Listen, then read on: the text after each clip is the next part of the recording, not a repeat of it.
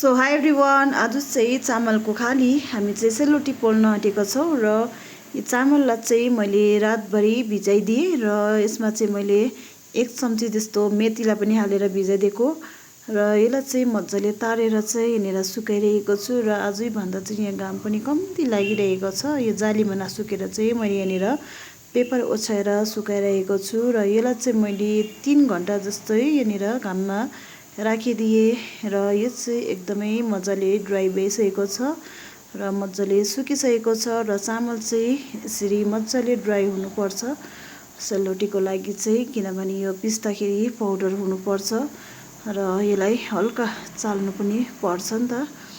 र यसलाई चाहिँ मैले यहाँ हालेर पिसिदिएँ चामललाई चाहिँ।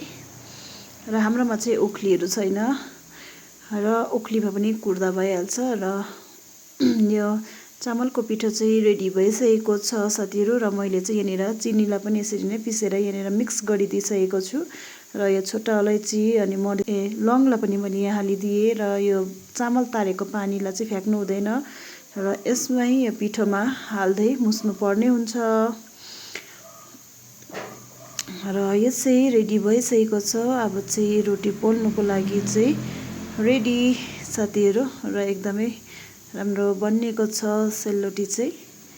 यो चाहिँ आटा मिक्स नगरेको चामलको खाली हो र यो फ्रेममा पोलेको चाहिँ एउटै साइजको निक्लिन्छ साथीहरू। यो चाहिँ घरमै बनाएको फ्रेम हो।